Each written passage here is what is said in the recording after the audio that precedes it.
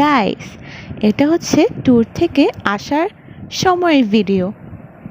আসলে আমরা যেখানে আইসক্রিম দেখি না কেন সেটা আমাদের খেতেই হবে। সেটা 10 টাকার আইসক্রিম হোক অথবা অনেক বেশি এক্সপেন্সিভ আইসক্রিম হোক, আমরা খাবোই খাবো। আমাদের আম্মুর তো আইসক্রিম অনেক বেশি ফেভারিট। আমরা ছোটবেলা থেকেই দেখেছি আম্মুর তেমন কোনো চাহিদা নেই, কিন্তু শুধু দুইটা চাহিদাই আছে। একটা হচ্ছে আইসক্রিম আর একটা হচ্ছে সফট ড্রিঙ্কস। আম্মুকে ছোটোবেলা থেকে দেখতে দেখতে আমাদেরও আইসক্রিম, সফট ড্রিঙ্কস ওগুলো সব ফেভারিট হয়ে গিয়েছে।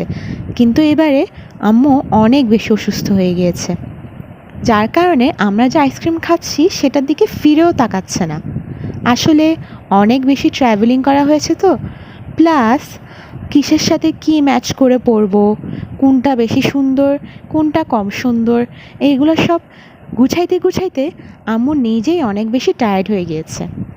যার কারণে আমাদের মনটাও একটু খারাপ, কারণ আম্মা আমাদের সাথে আইসক্রিম খেতে পারছে না। সব মারা বুঝি এমনই হয়।